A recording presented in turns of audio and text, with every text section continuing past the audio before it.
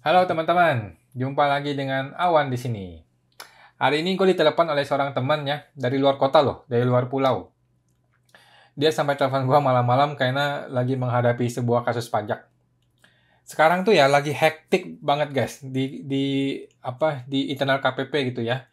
Di satu sisi penerimaan pajak masih sangat jauh dari target, pandeminya masih ada, petugas pajak di KPP tuh terus dikejar target gitu loh. Tinggal 1,5 bulan nih, ini waktu 1,5 bulan lagi dipotong liburan akhir tahun, paling 1 bulan efektif gitu ya. Tahun ini udah mau berakhir tahun ini gitu loh. Target penerimaan pajak tuh masih masih sangat tinggi gitu guys. Nah, di satu sisi Undang-Undang HPP sudah diresmikan. Artinya, Teks Amnesti 2022 atau Program Pengungkapan Harta Sukarela 2022 ya, itu sudah di depan mata. Sehingga terjadi dilema itu, ada dilema besar di internal KPP. Gimana caranya mengejar penerimaan pajak yang masih jauh dari target ini gitu. Sementara semua orang sudah mau move on nih ke program PPS tahun depan. Nah, cuman yang gua sayangkan nih ya, di saat yang krisis seperti ini, banyak sekali petugas pajak, yang gua nggak bilang semua ya, sebagian. Atau kita boleh bilang oknum lah ya, kita bilang oknum, yang membabi buta gitu loh. Dia kirim surat SP2DK membabi buta gitu. Mengejar target penerimaan negara, pakai segala cara semua digunakan. Kadang-kadang nggak pakai logika. Gitu. Ini bukan judul lagu ya. Banyak yang menggunakan kacamata kuda gitu guys. Seperti kasus yang akan gue sampaikan ini. Oke, by the way, saatnya gue disclaimer ya, bahwa kasus yang gue sampaikan ini, dan seluruh isi dalam video ini sebenarnya, sesungguhnya itu hanyalah imajinasi gue dalam pikiran gue saja guys. Oke, ini seperti cerita sebuah film gitu, seperti skenario film, semua alur cerita dalam video ini hanyalah imajinasi gue. Oke, itu tidak pernah terjadi di kehidupan nyata. Itu ya guys. Dan semua pendapat gua yang gua sampaikan di sini adalah sepenuhnya pendapat gua 100% subjektif ya, bukan pendapat profesional konsultan pajak, bukanlah kajian akademis, tidaklah dapat dibuktikan kebenarannya. Oke. Jadi apabila ada nama atau kata atau tempat yang terasa familiar bagi Anda, nah ketahuilah bahwa yang saya maksudkan itu bukan Anda, bukan lu gitu ya. Atau orang yang Anda kenal itu bukan, tapi seluruhnya orang dan tempat itu hanyalah orang yang ada dalam imajinasi gua, yaitu di negara Wakanda. Oke? Jadi kasus seperti ini, si Mr. A ini ya, dikirimin surat SP2DK. Ternyata ditemukan dia punya rekening senilai 1 miliar. Ini semua cerita karangan ya guys. Dia punya rekening senilai 1 miliar yang ternyata di tahun 2017. Oke, 2017 belum dilaporkan di SPD tahunan dia. Nah, sekarang itu pajak sudah punya data semua rekening kita guys. Tapi hanya saldo akhirnya ya. Nah, dikirimlah surat SP2DK seperti biasa. Dia datang ke kantor pajak dengan niat baik itu untuk klarifikasi gitu ya. Nah, disitulah terjadi proses BAP yang menurut gua tidak fair ya. Nggak pakai logika, pakai kacamata kuda. Gua merasa miris ya, merasa miris sih dengan kejadian seperti ini. Gua sebagai seorang konsultan pajak, orang yang paham dikit-dikit lah mengenai peraturan pajak ya. Gua sangat merasa sedih dan miris dengan kejadian ini. Teman gua ini tidak pakai konsultan pajak gitu guys ya.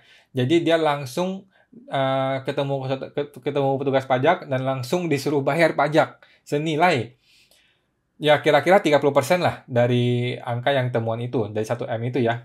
Jadi ya kan hitungannya kan sudah di atas 500 juta tuh. Ya kira-kira 30% lah kalau gue bilang ya tembaknya 30%. Jadi kira-kira total 30% kalikan 1M, dia disuruh bayar 300 juta. Gitu. Dia kaget dong, harus bayar uang segitu. Nah, ternyata uang itu guys bukanlah milik dia. Nah, ini silakan nih. Uang itu bukan milik dia. Rekening itu dan beserta isi uangnya adalah milik dari perusahaan tempat dia bekerja dahulu. Nah, cuman itu tuh uang dititipin ke rekening atas nama dia. Jadi rekening atas nama dia. Tapi uang itu sepenuhnya milik orang lain, milik perusahaan gitu. Uang itu tidak pernah dipakai oleh dia. Tidak pernah disentuh oleh dia. Tapi sepenuhnya milik dari bosnya dia gitu, yaitu perusahaan tempat dia bekerja gitu. Nah, dan uang itu pun saat ini sudah nggak ada lagi. Uang itu sudah diambil balik oleh si perusahaan itu gitu. Jadi sejak uang itu pertama kali masuk ke rekening sampai uang itu keluar dari rekening, sama sekali nggak disentuh oleh si Mr. A ini. Nah, orang pajak nggak mau tahu guys. nggak mau tahu gitu loh. Pakai kacamata kuda gitu. Nggak pakai logika. Ini yang gue sangat sedih ya dengan oknum petugas pajak seperti ini. WP disuruh bayar pajak tanpa ada edukasi. Dan tanpa ditawarin program PPS 2022 gitu. Yang jelas-jelas sudah ada di depan mata. Nggak ada ditawarin seperti itu. Nggak ada edukasi seperti itu.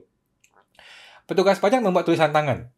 Ingat ya, tulisan tangan loh guys. Tulisan tangan. Dan harus ditandatangani oleh si wajib pajak dalam BAP ini. Menuliskan bahwa uang atau rekening atas nama wajib pajak tetaplah merupakan tanggung jawab kewajiban dari wajib pajak ini. Cilaka guys. Nah, sehingga dia harus bayar pajak 300 juta. Ini belum ngomong denda loh guys ya. Belum ngomong denda, belum ngomong bunga. Yang nilainya itu bisa 50% atau lebih dari pajaknya. Jadi 300 juta tambah 150 juta, totalnya bisa 450 juta guys. Hampir setengah dari nilai temuan hartanya. Nah, dia diminta melakukan pembetulan SPT tahun 2017 tersebut gitu, sekaligus membayar pajak 300 juta itu. Dia harus memberitahukan persetujuannya sebelum tanggal sekian, gitu ya, di pertengahan November inilah. Jadi dia harus memutuskan apakah mau membayar atau tidak mau membayar pajak yang 300 juta itu pada tanggal sekian di bulan November ini. Jika dia tidak mau membayar, maka dia dinyatakan ditulis dengan jelas di situ bahwa dia akan diusulkan ke pemeriksaan alias diancam lu akan diperiksa. Nah, inilah yang gue sebut sebagai upaya pemerasan ya, yang sangat halus gitu guys. Kenapa gue bilang ini pemerasan? Pertama, Mr. A ini sudah berusaha menjelaskan. Mau jujur nih, ini orang mau jujur nih ya. Bukan kriminal gitu loh, bukan penjahat gitu. Dia datang dengan niat baik, nggak pakai konsultan pajak, dia berniat menjelaskan bahwa uang itu bukan milik dia. Dia tidak pernah sentuh uang itu. Tapi sepenuhnya dimiliki oleh perusahaan tempat dia bekerja. Lagi pula sekarang uang itu sudah diambil balik oleh perusahaannya. Nah, seharusnya menurut gua nih ya, seorang petugas pajak yang baik langsung bilang, oh iya gitu ya, oke kalau gitu gua minta konfirmasi ke perusahaan tersebut. Tolong minta nomor teleponnya bosnya lu itu, yang di kantor itu, gua mau telepon sekarang. Oke, dia telepon bosnya, terus bosnya itu bilang, oke itu uang saya akan tanggung jawab. Ya udah, si Mr. A ini dibebasin, nggak dipermasalahin lagi gitu. SP2DK-nya selesai, berikutnya si AR boleh melanjutkan konfirmasi ke pihak perusahaan gitu. Seharusnya gitu dong guys. Ya nggak sih? Masuk akal nggak sih argumen gue seperti ini guys? Tolong sampaikan ya di kolom komentar ini guys, kalau Anda merasa ini masuk akal atau nggak masuk akal gitu ya. Alasan lainnya, seharusnya menurut gue nih, orang dikasih pilihan. Oke, kalau lu bayar sekarang, maka lu harus bayar 30% 300 juta. Tapi ada program PPS. Program ini dibikin oleh pemerintah untuk warga negara, sudah disahkan oleh pemerintah. Dan bersama DPR, sudah sah nih undang-undang, udah keluar. Program pengungkapan sukarela ini di Undang-Undang HPP tahun 2022 mulai berlaku. Kalau lu nggak mau bayar yang 30%, nggak apa-apa nih, gua nggak periksa. Tapi lu harus ikut program PPS ya, komitmen ya, janji ya, lu bayar ya 14% gitu, lebih murah. Gitu. Oke. Nah, kalau lu nggak ikut PPS, udah kasih kesempatan nih, yang sekarang gua kasih kesempatan, PPS lu nggak ikut, maka lu akan gua periksa. Gitu. Nah, harusnya kan begitu dong ya cara kerjanya gitu guys. Seorang petugas pajak yang baik seharusnya begitu cara kerjanya gitu guys. Dia harus mengedukasi dan menginformasikan semua peraturan yang ada. Walaupun itu berbeda-beda tarif dan mungkin bisa membuat dia terlambat menerima pendapatan pajak gitu. Selanjutnya kan silakan wajib pajak yang memilih mau bayar sekarang atau mau bayar nanti. Mau ikut yang sekarang atau ke PPS, itu kan diserahkan ke wajib pajak. Tugasnya seorang AR adalah menjelaskan informasi yang lengkap. Tapi ini enggak gitu. Ini enggak begitu. Nah, menurut gua itulah yang disebut sebagai kalau dia mau menjelaskan gitu ya, kalau dia mau menjelaskan dengan lengkap informasi itu, itulah yang gue sebut sebagai petugas pajak yang sepenuhnya bekerja untuk masyarakat gitu loh. Bukan semata-mata mengejar pajak setinggi-tingginya tanpa mempertimbangkan integritas ataupun profesionalisme kerjanya gitu. Nah, alhasil teman gue ini telepon gue dan minta pendapat gue. Nah, pendapat gue ini akan gue jelaskan berikut ini. Prinsip pajak. Prinsip pajak de jure atau de facto. Pertama gini. Pajak itu menggunakan prinsip de jure atau de facto, guys. De jure itu maksudnya sesuai dengan dokumen, de facto itu maksudnya sesuai dengan kenyataan yang sesungguhnya. Coba teman-teman bantu jawab deh di kolom komentar ya. Pajak itu menilai sesuatu dari tulisan di dokumen atau data fakta yang sesungguhnya. Coba deh kita jawab sama-sama ya. Menurut gua, jawabannya adalah fakta yang sesungguhnya gitu loh. Dalam prinsip perpajakan maupun prinsip hukum itu menggunakan de facto gitu, menggunakan fakta yang sesungguhnya, bukan menggunakan tulisan di dokumen. Oke, gua kasih contoh nih ya, gua kasih contoh supaya kita punya logika tuh bisa sama-sama nyambung gitu, guys. Oke. Contoh nih ya, gua nabrak orang. Gua bawa mobil nih, gua tabrak orang menggunakan mobil punya bapak gue. Contohnya. Terus, gue ketangkap nih karena gue nabrak orang. Terus gue bilang, loh jangan tangkap saya pak, mobil ini kan bukan punya gue, lu tangkap aja yang namanya tertulis di STNK mobil ini. Betul nggak guys? Salah dong ya, salah dong ya kan? Jadi bukan dilihat siapa yang punya mobil, tapi dilihat siapa yang melakukan tindakannya. Faktanya itu siapa gitu guys. Yang melakukan tindakannya siapa? Oke? Bukan dokumennya, siapa yang punya mobil ini, bukan. Oke? Masuk akal nggak sih guys pendapat gue ini? Coba deh teman-teman sama-sama ini diskusikan ya. Pertanyaan lainnya. Di dalam laporan SPT tahunan, dalam laporan SPT gue ini, boleh nggak gue melaporkan sebuah harta, padahal harta ini terdaftar atas nama orang lain? Contoh, gue beli rumah, tapi gue pakai nama orang lain. Entah itu supir gue, pembantu gue, pacar gue, teman gue, saudara, atau siapapun lah pokoknya. Gue pakai nama orang lain. Boleh nggak gue laporkan harta itu di SPT tahunan gue? Karena kan belinya pakai uang gue. Gitu. Nah, jawabannya boleh dan harus. Oke? Justru harus dilaporkan di SPT gue. Karena pajak melihat siapa pemilik sesungguhnya dari harta ini. Oke? Itu guys. Nah, pajak itu tidak melihat dokumennya namanya siapa. No. Siapa yang punya sesungguhnya, maka dialah yang harus melaporkan harta itu di SPT tahunannya. Gitu. Oke. Contoh lainnya. Undang-Undang Pengampunan Pajak atau Tax Amnesty atau Program Pengungkapan Sukarela di tahun 2022 nanti, boleh nggak gua mengungkapkan harta atas nama orang lain? Oke, padahal itu milik gua. Boleh nggak? Jawabannya boleh dan harus. Gitu guys. Justru harus. Semua harta yang gua miliki, mau siapapun nama di dokumennya, harus gua yang mengakui. Gitu. Itulah prinsip perpajakan dan hukum di dunia ini gitu. Bahkan dimanapun gitu, nggak cuma di negara kita gitu. Tolong dikoreksi ya kalau gua salah guys. Nah, kalau di SPT dan di Tax Amnesty, orang harus melaporkan harta yang sesungguhnya milik dia, terlepas dari namanya itu nama siapa, dokumennya pakai nama siapa gitu.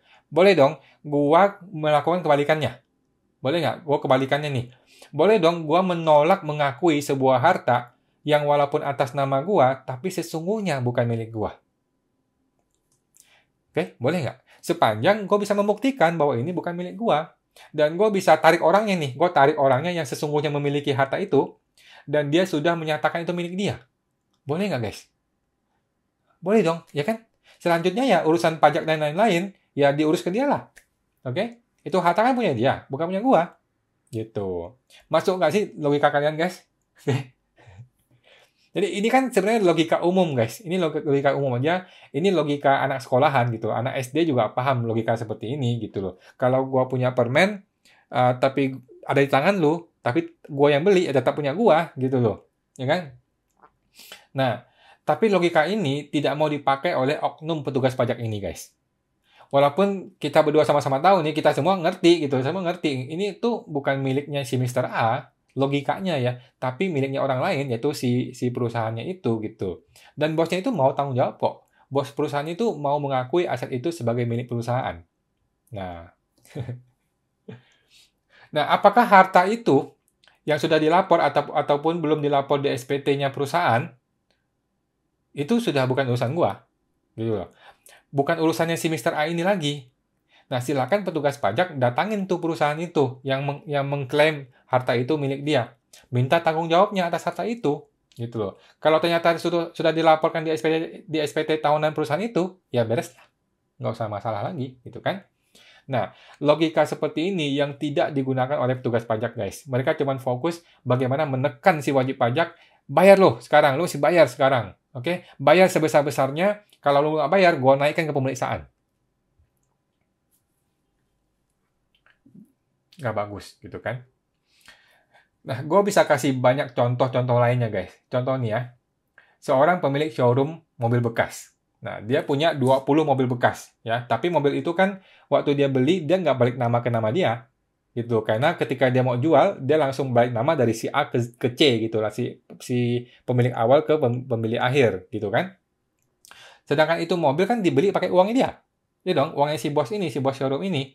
Nah, perlu nggak dia lapor mobil-mobil itu sebagai harta dia di SPT dia? Justru harus dilaporkan, iya kan? Walaupun atas nama orang lain, nggak apa-apa, justru harus dilaporkan. Karena sesungguhnya itu punya dia. De facto-nya itu punya dia. Oke? Contoh lain, kalau gue koruptor nih, gue koruptor nih ya, gue koruptor, gue kerjasama dengan seorang pengusaha, gitu. Dia mau kasih gue uang suap nih, kita udah sepakat nih, nilainya sekian gitu ya.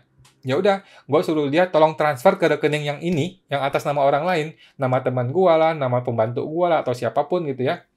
Terus ketahuan nih sama KPK atau polisi gitu ya. Pertanyaan gue, siapa koruptornya? Ya gue dong.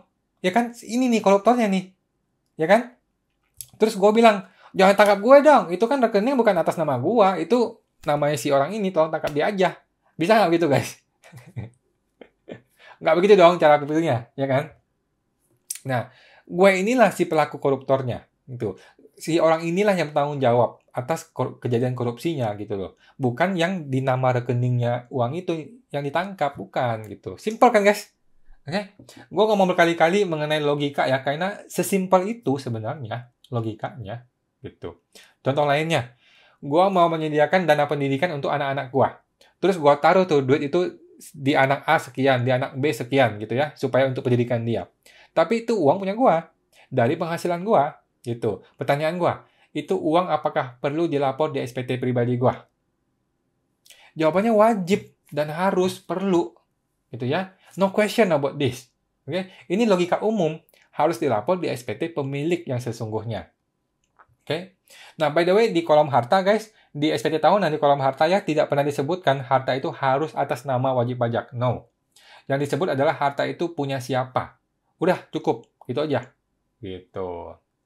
Oke. Itu aja sih guys. Kalau masih ada yang kurang contohnya ya, teman-teman silakan tambahkan contoh-contoh lainnya di kolom komentar aja ya. Oke. Nah, lagi-lagi kita ngomongin oknum ya guys. Gue tidak ngomong semua petugas pajak, nggak juga sebagian besar. Hanya sebagian kecil yang oknum seperti ini, tapi justru yang seperti ini yang viral. Gitu. Yang dibicarakan di mana-mana tuh yang seperti ini gitu. Karena orangnya kan si wajib pajak jadi bingung. Ketika dia bingung, secara naluri, secara logika, dia tahu ini nggak salah gitu. Dia secara logika kan dia tahu ini nggak salah. Ini orang bukan orang bodoh gitu. Tapi secara argumen dia kalah argumen. Dia kalah debat nih sama petugas pajak. Jadi dia mulai bertanya-tanya kemana-mana, ke temennya, ke saudaranya, ke siapa-siapa, sampai ketemu gue gitu. Dia menyebarkan berita ini kemana-mana. Dan semua orang marah-marah, sumpah serapah gitu kan. Nah, jadi semua orang tuh menganggap ini sebagai pembodohan gitu. Pembodohan terhadap wajib pajak. Gitu loh. Bukannya diedukasi, orang yang datang baik-baik dengan niat baik, bahwa tidak pakai konsultan pajak, justru malah dijebak gitu loh ya. Justru malah ditekan gitu loh. Malah diperas gitu guys. Nah, tapi lagi-lagi ini oknum ya guys, ini oknum ya. Hanya sebagian orang yang seperti ini yang kerjanya bukannya mengedukasi, bukannya memihak yang benar, tapi tujuannya hanya fokus untuk mendapatkan penerimaan pajak sebesar-besarnya gitu loh. Jadi semua logika, semua argumen ditabrak semua tuh. Pokoknya mau dapat pajak sebesar-besarnya dan sekarang juga gitu. Kalau enggak, gua naikin ke pemeriksaan. Gampang gitu. Pakai kacamata kuda pokoknya. Oke, nggak pakai logika, nggak usah. Nah, yang seperti ini nih, yang ujung-ujungnya terjadi pemerasan, akhirnya tuh korupsi, negosiasi, akhirnya begitu guys. Oke? Tapi ingat ya guys, ini semua hanyalah imajinasi gua saja ya. Hanya cerita dongeng karangan gua saja ya. Ini adalah skrip yang ada di kepala gua ya, bukan kejadian yang sesungguhnya terjadi di dunia nyata, tidak. Ya. Nah, kejadian-kejadian seperti inilah yang membuat tingkat kepercayaan masyarakat itu turun jauh, gitu ya. Kepatuhan wajib pajak terus-menerus turun terhadap Dijen Pajak. Ini adalah tindakan yang tidak bisa diterima secara logika, gitu guys. Tapi salah juga secara peraturan loh, nggak cuma logika, itu.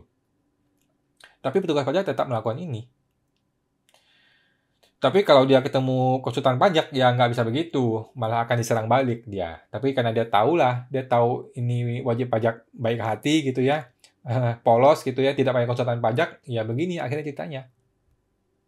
Nah, coba kalau dia nggak telepon gua malam ini, apa yang terjadi? Udah, besok dia antar tuh duit ke KPP, bayar tuh 300 juta, melayang tuh duit 300 juta.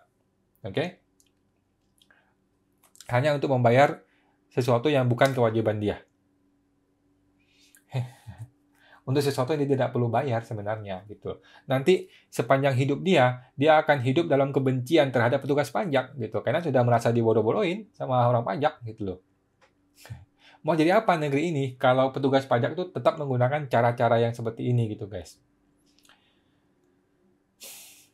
Hanya ada sedikit ya orang-orang kayak gue yang menyuarakan kasus ini ke publik gitu loh. Bahkan gue nggak pernah dengar ada kasus seperti ini dibuka ke publik. Yang lainnya ya hanya diam aja gitu loh. Jadi diam aja, tapi hatinya memendam kekecewaan gitu. Ya artinya ya you know lah ini Indonesia gitu loh. You know lah ini orang kita gitu loh. You know lah ini petugas pajak kita gitu. Pada brengsek semua gitu, you know lah gitu. Jadi sama-sama memaklumi gitu loh. Jadi begitulah akhirnya. Tapi itu persepsi seperti itu tuh muncul terus gitu loh guys. Itu sangat merusak, sangat buruk sekali lah menurut gue ya. Ini nggak akan membantu kemajuan negeri kita. Nah, kenapa nggak ada yang berani speak up? Ya, jawabannya sederhana aja, yang gue sudah ngomong juga di tempat lain ya. Takut diperiksa pajak. Semua orang tuh takut diperiksa pajak. Coba deh kalau lu tantang gue untuk buka SPT pribadi gue. Nggak mau, sorry. Gitu loh. Banyak yang nggak benar di situ. Gitu loh. Bukan berarti gue salah melapor SPT dan sebagainya gitu. Tapi bisa jadi potensi temuan masalah pajak buat diri gue sendiri gitu loh. Cari gara-gara gitu loh. Oke? Jadi siapa yang berani speak up, terus dibalikin nih sama pemerintah. Oke, lu mengkritik pemerintah ya, coba deh lu buka data pajak lu. Berani nggak buka SPT tahunan lu? Mampus lu. Oke, diam semua. Mundur pasti, mundur semua, selesai. Oke? Ngapain cari gara-gara? Mundur aja deh. Ya. Jadi keburukan-keburukan petugas pajak akhirnya tuh tidak terpublish dan nggak diperbaiki gitu. Karena nggak ada yang mau ngomong. Ngapain cari gara-gara? Nggak ada yang mau ngomong ke publik gitu. Nah, lantas apa dong solusinya? Nah, dari gue sih tadi gue suruh teman gue ini bikin surat balasan bahwa dia menjelaskan dengan rinci gitu, begini. Terus ya tinggalin aja deh, nggak usah diproses lagi gitu. Menurut gue sih ya, jangan pernah membayar 1 rupiah pun uang gitu untuk sesuatu yang bukan kewajiban lu. Oke? Itu prinsip yang harus dipegang oleh seorang wajib pajak. Oke? Kalau kita salah, ya kita tanggung jawab. Lu bayar gitu. Tapi kalau kita nggak salah, bukan uang kita, lu nggak usah bayar, 1 rupiah pun lu nggak usah bayar. Oke? Itu prinsip yang harus dipegang, harus diperjuangkan sampai ke pengadilan, sampai kemanapun, lu mesti perjuangkan. Untuk sesuatu yang bukan kesalahan gue gitu loh. Oke? Nah, terus solusinya lagi nih ya. Selalu gue ngomongin ya, yaitu leadership pemimpin, alias political will dari pemimpin puncak, alias presiden. Oke, gue nggak bilang presiden kita buruk ya, bukan. Tapi gue melihat bahwa semua orang itu akan terpengaruh atas gaya kepemimpinan seorang presiden. Jika presidennya tegas gitu ya, hukum ditegakkan dengan jelas gitu ya, peraturan yang jelas gitu ya, maka menteri-menterinya, anak buahnya, pejabatnya, sampai jajaran bawahnya, sampai ke RT RW, termasuk warga negara juga akan ikut rapi, ikut tegas, ikut patuh gitu loh. Tapi kalau pemimpinnya itu lemah dan tidak tegas gitu ya, hukumnya nggak jelas gitu, akhirnya bawahannya juga pada berantakan gitu, sampai ke pejabat-pejabatnya, menjalar ke seluruh instansi pemerintah yang lain gitu, termasuk rakyatnya sendiri. Masyarakatnya juga jadi berantakan gitu guys. Nah, semua dimulai dari kepemimpinan, dari political will dari pemimpin puncak. Gitu guys. Nah, dari political will itulah kita bisa dapatkan integritas kumulatif gitu. Artinya integritas yang bersama-sama gitu loh. Dia berintegritas, ya gue juga dong. Nah, dia berintegritas, gue juga dong. Nah, jadi semua orang pada berintegritas bersama-sama. Jadi dibangunnya rame-rame gitu loh, sama-sama gitu guys. Oke? Tapi kalau dari atas, dari puncak udah, politiknya hancur lebur gitu ya, kebijakannya juga hancur lebur. Akhirnya kan di bawah juga terbawa-bawa gitu guys. orang bawah kan mencontoh, ya kan? Kalau pemimpin gue brengsek, ya gue juga akan menggunakan segala cara untuk kepentingan pribadi gue. Itu yang sedang terjadi gitu guys. Oke? Nah, solusi terakhir dari gue, yang gue juga sering ngomongin. Buatlah semua sistem menjadi digitalize. Okay? Jangan ada tulisan tangan, jangan ada telepon, jangan ada WA, semua dibuat digital, tercatat di sistem komputer. Oke? Jadi semua jelas, ada jejak digitalnya. Gitu. Kan tadi kan gue bilang tuh, dia tulis tangan gitu kan. Dia tulis tangan bahwa walaupun ini harta orang lain, tapi karena ini atas nama Anda, maka Anda lah yang bertanggung jawab sepenuhnya. Coba kalau ditulis tangan digital, gue laporin tuh. Oke, gue laporin ke pengaduan pajak gitu ya. Bisa dipecat tuh orang, bisa dipecat dia. Oke, karena dia salah gitu loh. Menurut gue ya, tapi ya belum tahu kebenarannya. Oke. Tapi kan itu tulis tangan ya, kalau tulis tangan ya nggak ada jejak digital gitu, nggak ada yang bisa diproses gitu kan. Ya gitu sih guys untuk hari ini ya. Semoga bermanfaat ya. Mudah-mudahan bisa menambah informasi. Dan ingat sekali lagi ini hanya imajinasinya gua saja. Ya, oke. Terima kasih guys. Sampai jumpa.